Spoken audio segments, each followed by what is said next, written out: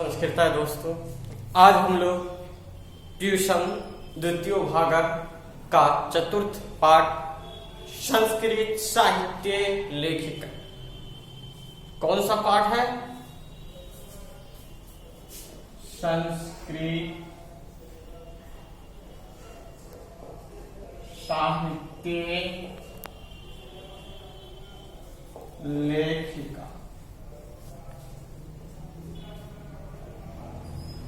संस्कृत साहित्य लेखिका, संस्कृत साहित्य में लेखिका। अब देखिए कि वैदिक युग से लेकर आज तक जिस प्रकार पुरुषों ने संस्कृत में योगदान दिया है, उसी प्रकार महिलाएं भी वैदिक काल से लेकर आज तक संस्कृत में योगदान दी है।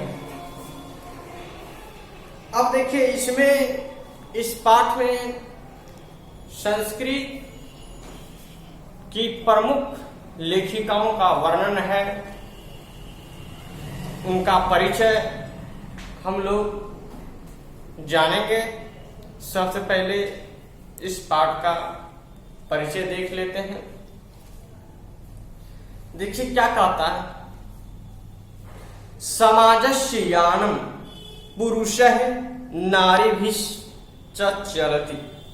कहता समाज की गाड़ी, ये जो हमारा समाज है, कहता उसकी गाड़ी पुरुष और नारियों के द्वारा चलती है। देखिए पुरुष के बिना नारी अधूरा है और नारी के बिना पुरुष अधूरा है। इसलिए किसी भी कार्य में दोनों का समान महत्व है। इसलिए यहां कहा गया है कि समाजस्य यानम पुरुषः नारीभिश्च चलति। समाज की जो गाड़ी है पुरुष और नारी दोनों के द्वारा चलते हैं। साहित्य भी कहता, साहित्य में भी उभयो समान महत्व। कहता है साहित्य में भी दोनों का समान महत्व है। पुरुष और महिलाएं, इन दोनों का समान महत्व है। जिस प्रकार समाज में आगे बढ़ने के लिए कोई भी कार्य करने में दोनों का समान महत्व है, दोनों की अत्यंत आवश्यकता है, उसी प्रकार साहित्य में भी दोनों का समान महत्व है। अधुना सर्वभाषासु साहित्य रचनायां स्त्रियोऽपि तत्पराः सन्ति यशश्च लभन्ते। तथा आज सर्वभाषासु सभी भाषाओं में साहित्य रचना में तो सभी भाषाओं की साहित्य रचना में स्त्रियां भी तत्पराः सन्ति, तत्पर हैं। मतलब साहित्य के रचने में, लिखने में स्त्रियां भी क्या हैं? एकदम तत्पर हैं। लिखने में हम भी लिखेंगे। आज देख ही रहे हैं हम लोग, पुरुष तो आगे बढ़ ही रहे हैं, साथ साथ महिलाएं भी एकदम बहुत आगे बढ़ रही है। अब महिलाएं पुरुषों से कम नहीं रही है, बहुत दूर तक बढ़ चुकी है। तो कहता है हाँ, आज सभी भाषाओं की साहित्य रचना में स्त्रियां भी तत्पर हैं और यश को प्राप्त करते हैं, अपना नाम रोशन करते हैं, यश को प्राप्त करते हैं। संस्कृत साहित्य प्राचीन कालात एव। कहता संस्कृत साहित्य में प्राचीन काल से ही, प्राचीन काल से ही साहित्य के समृद्धि में योगदान न्यूनाधिकम प्राप्यते, थोड़ा अधिक प्राप्त होता है, तो थोड़ा बहुत प्राप्त होता है। पाठे अस्मिन् अति प्रसिद्धानां लेखिकानां एव चर्चा वर्तते। कहता इस पाठ में अस्मिन् पाठे अति प्रसिद्धानां, बहुत ही प्रसिद्ध लेखिकानां में, लेखिकाओं की ही चर्चा वर्तते। इस पाठ में बहुत ही प्रसिद्ध लेखिकाओं की चर्चा है। यह जिनके द्वारा साहित्य निधि पूरणे, साहित्य के खजाना, निधि मतलब खजाना, साहित्य के खजाना को पूर्ण करने में, पूरा करने में तासाम, उनका, किनका, उन महिलाओं का योगदानम ज्ञात, योगदान मिलता है। मतलब साहित्य के खजाना को पूरा करने में उनका योगदान मिलता है, महिलाओं का योगदान मिलता है। अब हम लोग आगे बढ़ते हैं। क्या कहता है? विपुलम। विपुलम मतलब क्या होता है? विशाल, बहुत बड़ा। संस्कृत साहित्य, संस्कृत साहित्य क्या है? विपुलम संस्कृत साहित्य। क्या है? संस्कृत साहित्य क्या है? विशाल। ये विशेषण है। विपुलम संस्कृत साहित्यम, विशाल संस्कृत साहित्य। क्वेश्चन आएगा विशाल क्या है? तो संस्कृत साहित्य। विपुलम संस्कृत साहित्यम विभिन्न कवि भी शास्त्रकारश्च संवर्धितम। कथा विशाल संस्कृत साहित्य विभिन्न कवियों और शास्त्रकारों के द्वारा संवर्धित किया गया, आगे बढ़ाया गया।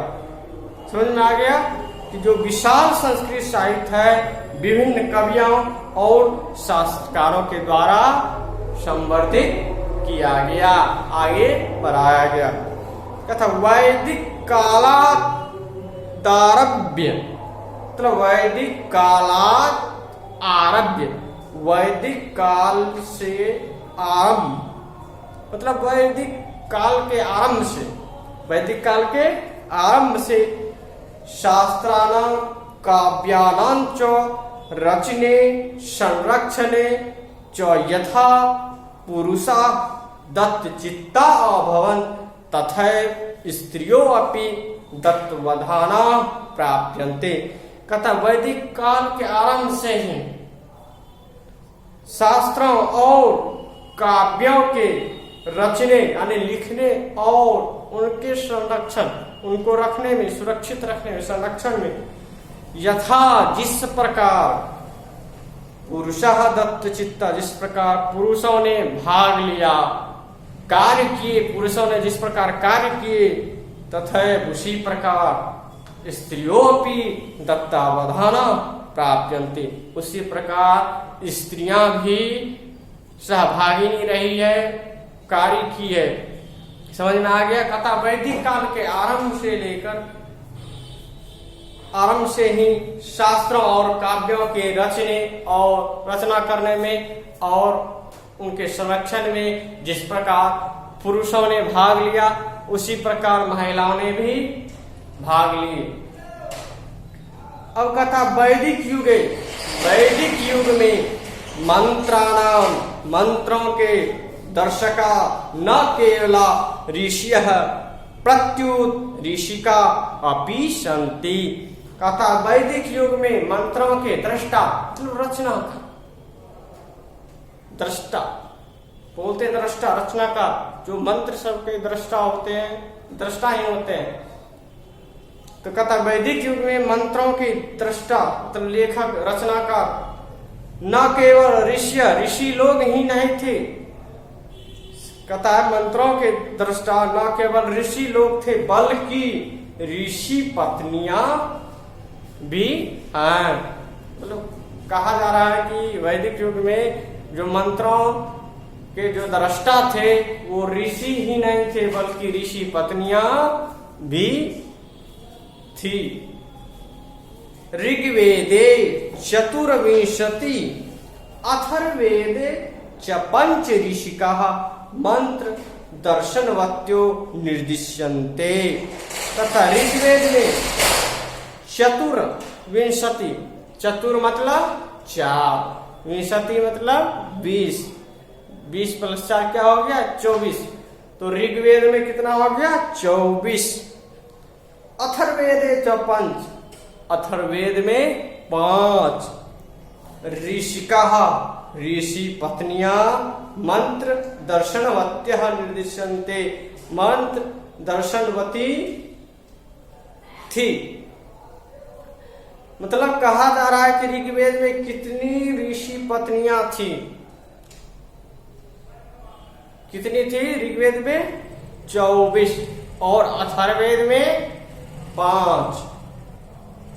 ऋग्वेद में 24 ऋषि पत्नियां थी और अथर्ववेद में 5। यथा यमी, अपाला, उर्वशी, इंद्राणी, वागाम्भृणी इत्यादि। अब आगे देखते हैं। कथा बृहदारण्यकोपनिषदि, बृहदारण्यक उपनिषद में, उपनिषद कितने हैं? 108। उसी 108 उपनिषदों में एक है बृहदारण्यक उपनिषद। कथा बृहदारण्यक उपनिषद में याज्ञवल्क्य पत्नी, याज्ञवल्क ऋषि थे, बहुत ही महान ऋषि थे याज्ञवल्क। तो कहता याज्ञवल्क की पत्नी मैत्रेयी। यह क्वेश्चन बहुत ही प्रमुखता से पूछा जाता है, ध्यान में रखिएगा कि याज्ञवल्क की पत्नी कौन थी? मैत्रेयी। मैत्रेयी किसकी पत्नी थी? याज्ञवल्क की। तो भूलना नहीं है। बृहदारण्यकोपनिषदि याज्ञवल्क्य पत्नी मैत्रेयी दार्शनिक रुचिमती वर्णिता। कहता है बृहदारण्यक उपनिषद में याज्ञवल्क्य की पत्नी मैत्रेयी दर्शन में रुचि रखती थी। दर्शन, फिलॉसफी, दर्शन शास्त्र में बहुत ही रुचि रखती थी, ऐसा वर्णित। याम, जिसमें याज्ञवल्क्य आत्म तत्व शिक्षते, जिसमें याज्ञवल्क्य के आत्म तत्व की शिक्षा देती है।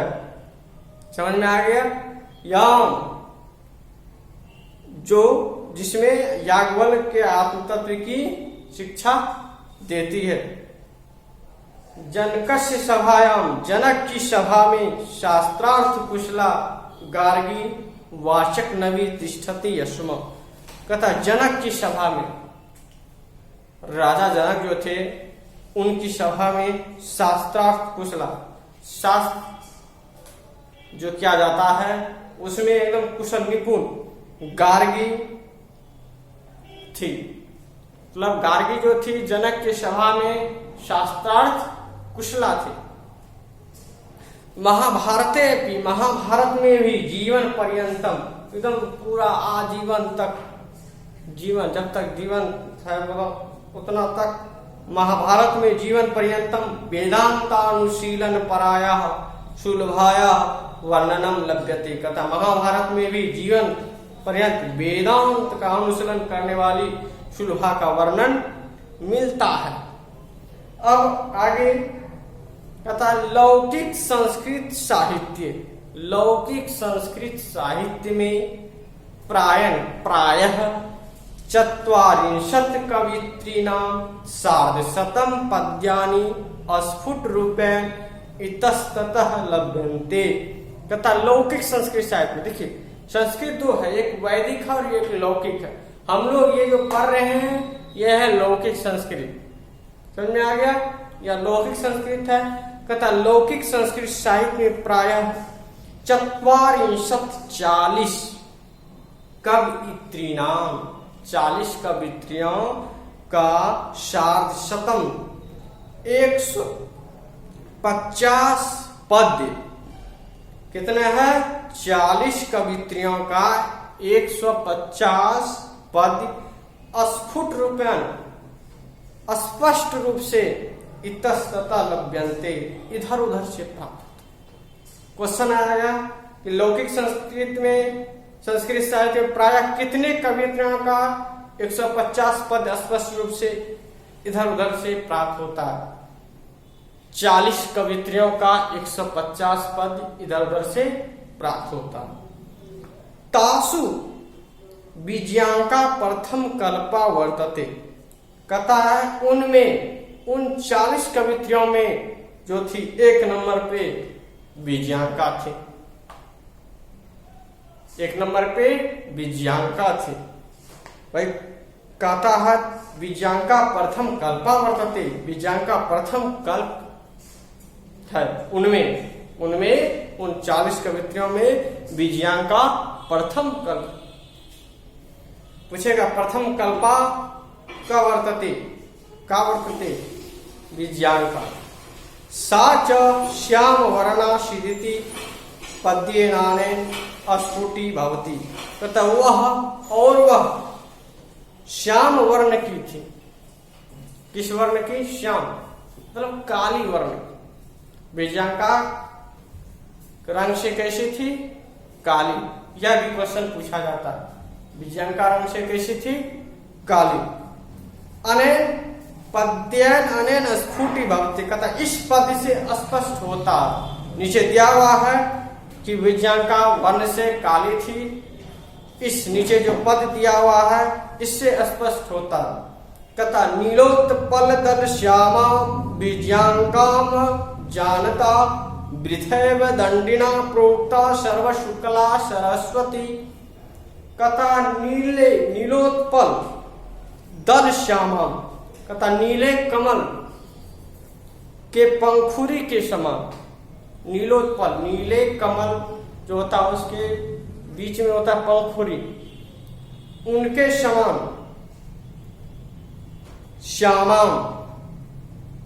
श्यामा काला।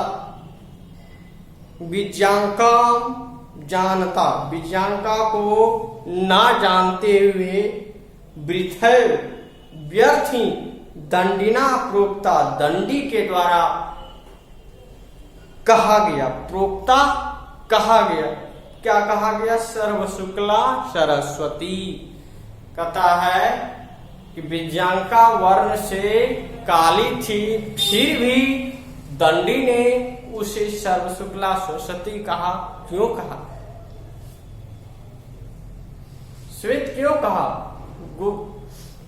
देखिए इसमें यह बात है कि बीजांका वर्ण से काले थी, लेकिन उनकी जो बुद्धि थी वह निर्मल बुद्धि वाली थी।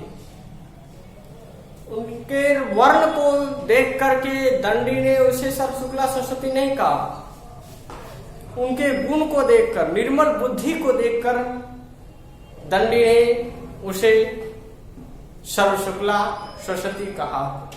समझ में आ गया? अब कथा तस्याह काल, उनका काल, किनका काल?